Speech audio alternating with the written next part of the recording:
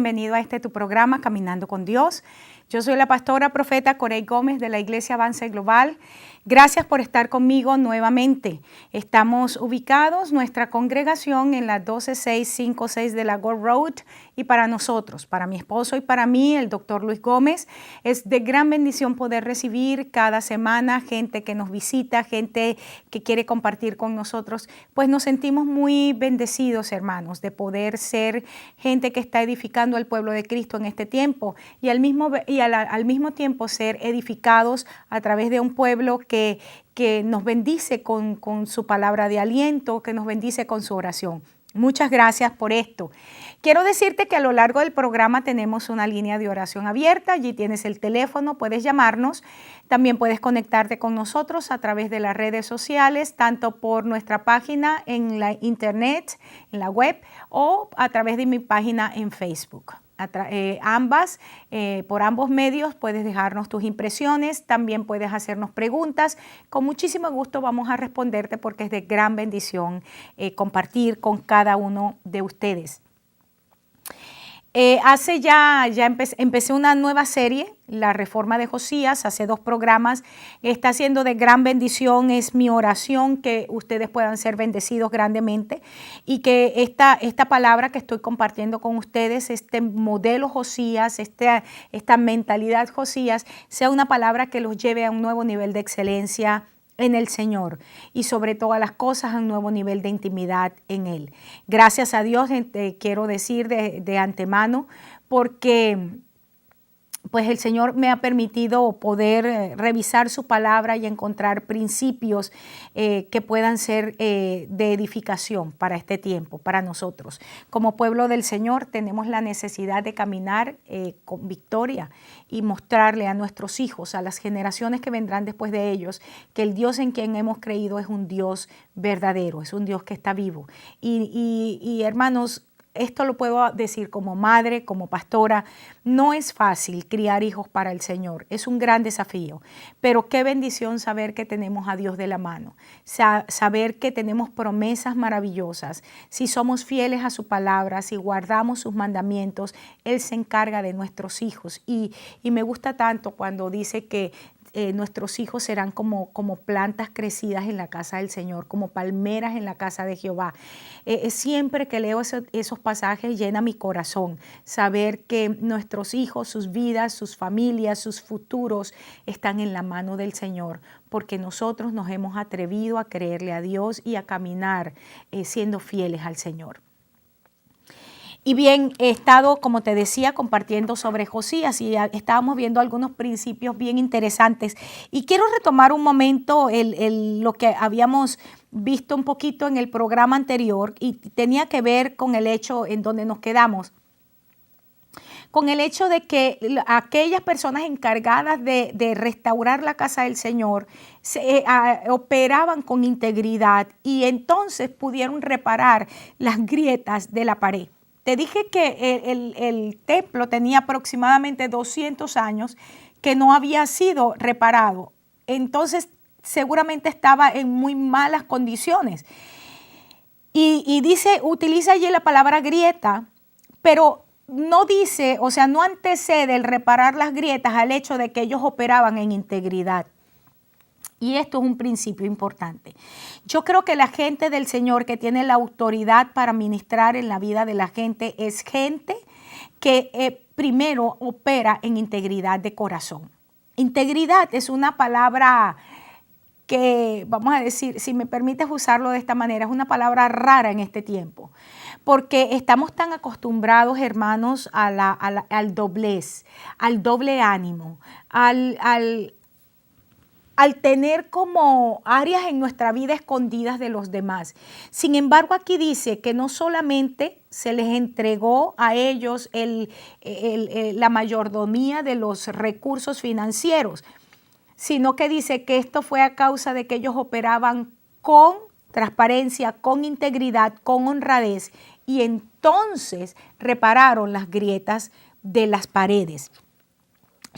La integridad de estos hombres fue conocida en su tiempo, que nadie, ni siquiera el rey, puso en tela de juicio las acciones y cómo ellos, vamos a decir, utilizaron las finanzas. Esto les dio la autoridad para reparar las grietas en las paredes del santuario. No te olvides que el santuario hoy somos tú y yo. Son nuestras vidas, hermanos, son nuestras familias. Así es que cuando nosotros con problemas, con circunstancias difíciles, buscamos gente que nos ayude, nosotros no podemos buscar a cualquiera. Nosotros no podemos poner en las manos de cualquier persona porque se llame pastor o apóstol o profeta o ministro o lo que tú quieras. Poner en las manos de cualquiera nuestras vidas o la vida de nuestros hijos o las relaciones como cónyuges, porque son cosas hermosas, son tesoros que Dios nos ha entregado. Y encontrar en este momento gente recta, con rectitud de corazón, gente que tiene gobierno, pero a la vez tiene ternura en su corazón, es algo sumamente difícil. Así es que en el nombre de Jesús yo oro por ti que estás escuchando, para que tus ojos sean abiertos y tengas el discernimiento para poder compartir, para poder entrar aún bajo cobertura de alguien. Tiene que tener la autoridad espiritual y esa autoridad espiritual es directamente proporcional a su nivel de honradez, a su nivel de integridad en el Señor. Ahora, la necesidad, y este es el principio número 7. Encontramos entonces que había una necesidad y era reparar las grietas que había en la casa. Una grieta es algo interesante porque es una hendidura, una rotura, si me permites usar esa palabra, que se pone en la pared de la casa. Ahora, esto puede ser por diferentes razones. Sin embargo, generalmente siempre el principio es el mismo, es que el fundamento de la casa tiene fallas. Cuando el fundamento de la casa tiene fallas, se movió por lo que sea, puede ser porque hubo movimientos sísmicos, puede ser porque la tierra estaba sumamente reseca, que es el caso, por ejemplo, en el caso de Houston. Nosotros encontramos que a raíz de las altas temperaturas que tenemos y por ser una zona que era desértica y además de eso, zona petrolera, nosotros tenemos muchísimos problemas de fundamento en la ciudad y tiene que ver justamente por el tipo de suelos. Y aquí encontramos que las grietas en la casa del Señor estaban y puede ser probablemente también por la misma razón. Pero definitivamente todo tiene que ver con fundamento y nosotros sabemos, hermanos, y la Biblia lo establece claro, que el fundamento es Cristo. Dice que nadie puede poner otro fundamento que no sea Jesucristo. Y sobre este fundamento, entonces, nosotros sobreedificamos. Y entonces es cuando el apóstol nos dice, pero tú tienes que revisar con qué materiales vas a sobreedificar. Pero para sobreedificar, primero necesitamos establecer el fundamento de la persona de Jesucristo. No es un asunto de doctrina. Y discutía con alguien en estos días al respecto, porque la gente tiene dos problemas. Utiliza una terminología incorrecta. Primero, quiere hablar de doctrina, o mejor dicho, utiliza la palabra doctrina y la intercambia con teología. Teología es el estudio de Dios, es todo lo que tiene que ver con Dios, pero doctrina vamos a decir, es la ampliación por nuestro entendimiento de lo que son principios espirituales. El caso, por ejemplo, lo encontramos en Israel. Ellos habían recibido la Torá, pero el Talmud, la Torá era la ley, pero el Talmud era la explicación de la Torá y era mucho más grande.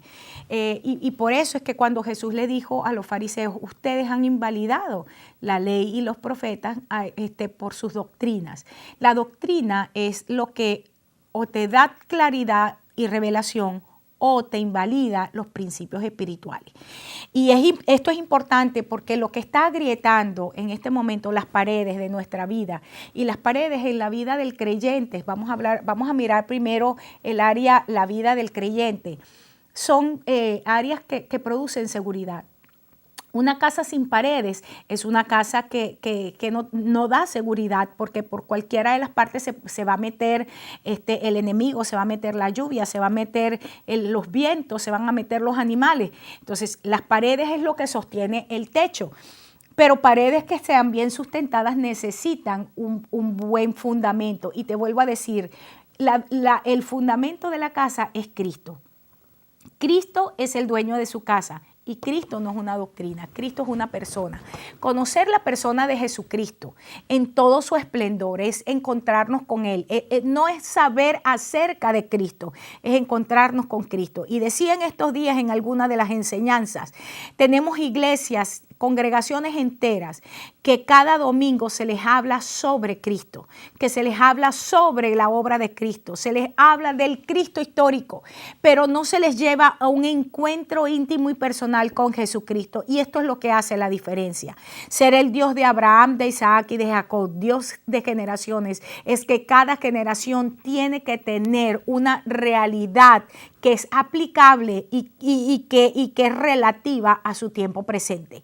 Nosotros no podemos vivir de las historias, nosotros no podemos vivir de los cuentos, nosotros no podemos vivir de las experiencias de otros. Necesitamos tener nuestras propias experiencias con Dios, necesitamos tener nuestros propios encuentros con Dios. Y esta es la razón por la cual Josías entiende que la reparación de las grietas de aquellas paredes tenía que ser efectuada por gente que era lo suficientemente honrada e íntegro para ejercer ese trabajo en la unción y en el poder del Espíritu. Una de las frases que ha estado dando mucha vuelta en mi mente en estos días y decidí que voy a empezar un estudio diferente porque lo he estudiado en otros momentos desde varias perspectivas, pero siempre sé si Dios lo trae a mi mente es porque hay algo que me quiere enseñar. Y es la frase cuando dice que la unción pudre los yugos, la unción pudre los yugos. Y he estado con esta frase en mi mente y cuestionando ciertas cosas, ciertas prácticas que yo estoy mirando y no estoy hablando solamente afuera en otras congregaciones, en general en la casa del Señor. Y por qué si estamos caminando en la unción del Espíritu, porque hay cosas que no se revientan, porque hay cosas que no se están rompiendo. Y yo creo que nosotros estamos perdiendo algunos principios de perspectiva que necesitamos retomar en este momento y que el Espíritu Santo tiene que traer en una nueva luz y en una nueva revelación. Ahora fíjate, en la reforma de Josías, definitivamente una de las cosas que Dios está poniendo en nuestro corazón como liderazgo del siglo XXI es que no podemos hacer las cosas de acuerdo al patrón humano. No podemos hacer las cosas de acuerdo a enseñanzas humanas, sino de acuerdo al patrón bíblico. Esto es algo que es determinante. En el tiempo de la informática, donde se produce más información de la que podemos acumular, en el tiempo donde las distancias se han acortado, porque hace 30 años, cuando se estaba en otra nación, había que esperar la carta o se mandaba un telegrama. Y era cuando más o menos llegaba, o bueno, el teléfono, pero bueno, tampoco era que era tan barato. Pero estamos en un momento donde tú puedes estar al otro lado del mundo y sin embargo tú puedes hacer tus videollamadas y te estás mirando y es increíble cómo la ciencia ha avanzado.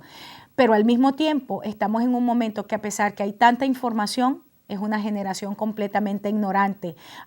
Las distancias se acortaron para la comunicación y sin embargo es cuando mayor soledad estamos teniendo. Una generación sin padres, una generación donde casi se nos está olvidando hablar porque gastamos tanto tiempo en las cosas de videos, de juegos, que se nos está olvidando interactuar con el ser humano. Hay tantas grietas en este momento en nuestras vidas. Hay heridas, hermanos. Hay niños que se crían solamente con el televisor o que están siendo cuidados por los videos y las computadoras. Y eso está generando, hermanos, generaciones huérfanas. Y cuando estas generaciones huérfanas, según lo que la misma Biblia establece y aún las mismas ciencias sociales establecen entonces que son personas que no desarrollan sensibilidad. No desarrollan sensibilidad porque el contacto, las relaciones, las caricias han estado ausentes de su vida. Así es que hay muchas grietas que deben ser sanadas, en las cuales el Espíritu Santo debe venir y empezar a operar con el aceite de su presencia y empezar a suavizar cosas en nuestra vida, empezar a sanar esas áreas donde hemos sido abusados espiritualmente, donde se nos ha robado en nombre de Dios, donde se nos ha ultrajado utilizando las buenas nuevas de salvación. Y creo en el nombre de Jesús que esto es lo que hace del tiempo profético presente un tiempo sumamente interesante, un tiempo apasionante y un tiempo por demás desafiante para cada uno de nosotros. Ahora sigo leyendo en 2 de Reyes 22:8, vamos a volver allí. Dice que el sumo sacerdote Hilcías le dijo al escriba Safán: he hallado el libro de la ley en la casa de Jehová. E Hilcías dio el libro a Safán y lo leyó. Octavo principio que es sumamente interesante aquí. El fundamento de la reforma tiene como asidero seguro el hallazgo de la palabra de Dios. Escucha la frase completa. El hallazgo de la palabra de Dios. ¿Cómo es eso? ¿Cómo es que el hallazgo de la palabra? ¿Y qué estamos predicando ahorita? Bueno, en muchísimas congregaciones se predica la denominación, se predican ritualismos, se predican legalismos, se predica el entendimiento humano de lo que tiene la palabra, pero hay muy pocas congregaciones que han hallado la palabra. Esto es doloroso, pero es así. Y me llama la atención que el hallazgo de la palabra ocurre mientras ellos reparaban la casa del Señor. No era que ellos estaban buscando estos libros, sino que mientras estaban reparando se encontraron, y probablemente por lo que él lee, muy probablemente se dice que tenía que ver con el libro de Deuteronomio. Es lo que más o menos se deduce. Pero es importante que recordemos, porque en Deuteronomio 31, 24 al 27 estaba establecido que el libro de la ley tenía que estar al lado del arca en el lugar santísimo del templo para que fuera como un testigo contra la infidelidad del pueblo. ¿Qué había pasado? ¿En qué momento? ¿En qué reinado ocurre que esa palabra dejó de cumplirse? Cuando el libro de la ley fue sacado del lugar al que le había sido prescrito, debía permanecer. Es más, había otra ley escrita allí en Deuteronomio. Era que todos los reyes, cada rey que fuese levantado, ellos tenían que escribir de su puño y letra una copia, tenían que hacer una copia fidedigna de los originales de todo el libro de toda la ley, y mantener esa copia para sí mismos. ¿Cuál era el propósito de Dios cuando decía que el rey tenía que transcribir con su puño y letra toda la ley que había sido entregada a Moisés? Porque era la única manera de que ellos tuvieran esa palabra clara en sus mentes y en sus corazones, porque era a través de la palabra que ellos iban a gobernar con justicia y con rectitud. Esto es sumamente importante. Entonces, ¿cuándo y en qué reinado la ley salió de allí del lado del arca? ¿Cuándo y en qué reinado dejaron estos reyes de seguir ese mandamiento? ¿Cuándo y en qué momento alguno de los sacerdotes, quién sabe si fue porque lo quitaron para que no se lo robaran alguno de estos ejércitos que venían en contra de Israel, o simplemente porque no tuvieron el cuidado de dónde colocarlo? Pero lo cierto es que aquel rollo del libro estaba extraviado, no estaba en su lugar, y cuando estaban en ese momento de reparar, tanto el sacerdote como el escriba se encuentran con el rollo de la ley. A mí me llama mucho la atención esto. Notemos que el sacerdote Hilcías y el escriba Safán estaban, me imagino que ellos quedaron en ese momento impresionados, impactados por el hallazgo. Y hay una palabra profética en Isaías que pudiéramos decir que de alguna manera se cumplió allí. Es cuando el Señor dice que fue hallado por aquellos que no le buscaban. Ellos no estaban buscando la palabra, pero se encontraron con la palabra porque estaban haciendo la obra del templo, no la obra en el templo, sino la obra del templo. Era una obra que tenía una manifestación externa, tenía una manifestación visible a las gentes, a las personas que estaban alrededor, de que Dios estaba trayendo una reforma a la casa. Ahora, Muchos de nosotros, hermanos, como congregaciones hemos perdido el libro, desconocemos el libro. En una oportunidad, y esto lo mencioné alguna vez, alguien me llamó por teléfono y me dijo esto, que me dijo, ¿usted tiene los cachos del diablo? Y yo le digo, ah, sí, ¿verdad? ¿Y por qué? Sí, es que esos mechones que usted se pone son los cachos del diablo. Y yo le digo, ¿y cómo sabes tú eso? Me dijo, porque la Biblia lo dice. Entonces yo le digo, sí, ¿en qué parte de la Biblia lo dice? Me dice, yo no sé en qué parte, pero yo sé que la Biblia lo dice. Entonces, eso produce risa. A gente como yo produce risa. Hay mucha gente que piensa que ese tipo de cosas me pone brava. A mí, por el contrario, me produce risa porque la osadía de la ignorancia es impresionante. Ella no sabía dónde estaba escrito, pero ella sabía que estaba escrito. Y ese es el problema de muchísimos cristianos en este momento. Dicen cosas como ayúdate que yo te ayudaré, la Biblia lo dice, ¿no? Cosas como esa. Y inventamos cosas y las hemos transmitido y las escuchamos en los púlpitos y aseguramos que la Biblia lo dice y la Biblia no lo dice por ninguna parte. La Biblia no dice que la mujer no use pantalón en ninguna parte. En ninguna parte, pero así se predica. Si tienes pantalones estás en pecado. No, la Biblia dice que no vas a usar ropa de varón. Entonces, eso es otra cosa. Y eso no tiene que ver con lo externo, eso tiene que ver justamente con las posiciones que están, por ejemplo, muy prevalecientes en este momento, que es el hecho de cambio de género, es el cambio de identidad sexual que estamos viendo ahorita como algo muy, muy común. Por cierto, que hace 2 días me llamó la atención que la primera pastora bautista casó a una pareja gay. Y estamos en un momento sumamente fuerte donde necesitamos retomar la palabra y reestudiar, porque las doctrinas que hemos enseñado no sirven de nada, en lo absoluto. En lo absoluto. Así es que recuperar el libro es recuperar al Señor, porque no te olvides que la palabra es Cristo. Él es el verbo de Dios que se hizo carne y cuando Él se hizo carne, o sea, se encarnó en la persona de Jesús, entonces mostró la gloria del unigénito del Padre que estaba lleno de gracia y de verdad. Esta es una verdad, entre paréntesis, que para muchísimos es muy difícil de entender, que es la palabra de Dios lo que se encarnó. La persona de Jesús fue la palabra del Padre encarnada. Fue su palabra encarnada en él. Todo lo que había sido dicho por el Padre y a través de lo que se crearon los cielos y la tierra, las cosas que existen, el mundo y todo lo que hay en él es lo que se encarna en la persona de Jesús. Y entonces nos muestra, hay una manifestación del Padre visible en la tierra a través de la persona de Jesús. Por eso es que cuando los discípulos le dijeron, muéstranos al Padre, el Señor Jesús pudo decir, tanto tiempo con ustedes y no me conocen. ¿Por qué? Porque era su palabra caminando en medio de nosotros. Y el hecho de que Satanás ha logrado que nosotros perdamos la palabra. Hermanos, tenemos el problema que tenemos dentro de nuestras congregaciones es porque predicamos cualquier cosa menos la palabra. Ahora, el hecho de no saber palabra es lo que hace que nosotros digamos cosas descabelladas. Alguien también en estos días escribía un email y decía, usted predica pura psicología.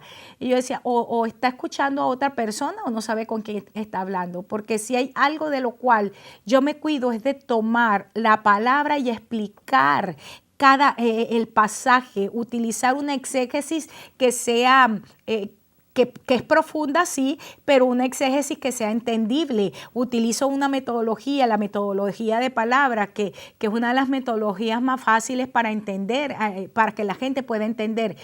O sea, estamos en un momento donde hay tanta ignorancia de la palabra que tú enseñas la palabra y la gente no sabe que estás enseñando la Biblia.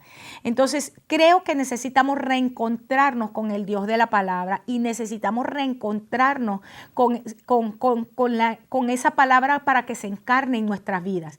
Es la palabra de Dios la que es viva y eficaz, más cortante que toda espada de doble filo. Dice que la palabra viene y discierne lo más profundo las intenciones del corazón. Somos engañados, somos seducidos, somos llevados por cualquier viento de doctrina porque no tenemos fundamento en la palabra. Conocemos versos de la palabra. Hay gente que te cita los versos, pero los saca de su contexto. Y sacar los versos de su contexto, decía alguien por ahí, son pretextos. Es decir, es la manera más fácil que tenemos para encontrar buenas excusas a nuestras maneras de vivir. pero la palabra desde Génesis hasta Apocalipsis es una sola.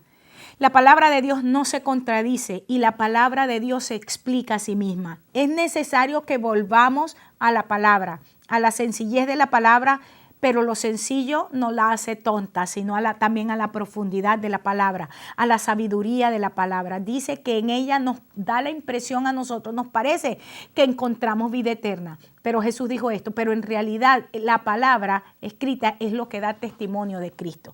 Entonces, reencontrarnos con la palabra es algo que nosotros necesitamos en este momento, hallar el libro de la palabra, recuperar el libro y leer atentamente el libro. No tenerlo como un símbolo estético dentro de la iglesia o en nuestros hogares. Decía yo en estos días que dentro de las iglesias hay tanta manifestación de brujería que nosotros colocamos el Salmo 91 abierto en la puerta de nuestra casa, allí a la entrada, de la misma manera que los brujos colocan una mata de sábila detrás de la puerta. No hay ninguna diferencia, lo único que cambia es el amuleto, pero lo estamos viendo exactamente como un amuleto. Hermanos, la palabra de Dios tiene que morar, dice el apóstol Pablo, abundantemente en nosotros. Es cuando la palabra de Dios penetra lo más profundo de nuestro ser y esa palabra la empezamos a transpirar porque es lo que pensamos, es lo que sentimos, es lo que anhelamos, es lo que soñamos. Cuando la palabra está en ese nivel en nuestras vidas, entonces la palabra empieza a hacer la limpieza que tiene que hacer, la transformación que tiene que hacer y la manifestación que tiene que hacer. Y esa manifestación en su parte final es el carácter de Cristo en cada uno de nosotros. Dice que es hasta que todos lleguemos a la estatura del varón perfecto. Es la medida de fe, es la estatura del varón perfecto. Y la manifestación de esto es que podemos hacer la obra del ministerio. ¿Quién es? El pueblo, el cuerpo de Jesucristo. Así es que le doy gracias al Señor porque creo que estamos en un momento donde muchos de nosotros, cansados del legalismo, cansados de explicaciones vanas, nos estamos reencontrando con el libro, estamos hallando el libro y no nos estamos conformando con que nos hablen sobre el libro o que nos hablen sobre Cristo. Nosotros necesitamos, anhelamos encontrarnos con Él. Mi oración por ti en este día es que te puedas encontrar con Él y que puedas verte reflejado en el espejo de su gloria, de tal manera que la transformación en tu vida sea a causa de esa gloria, que esa gloria transforme todo tu ser, espíritu, alma y cuerpo para la gloria de nuestro Dios. Quiero invitarte a mi próximo programa. Estoy todavía pues con el tema, sé que está siendo de bendición, va a ser de mucha bendición. Apenas he empezado a desarrollar el tema y sé en el nombre de Jesús que vamos juntos a caminar en esta nueva experiencia, caminando con Dios en este tema maravilloso, la reforma de Josías. Gracias por estar conmigo, te veo en mi próximo programa.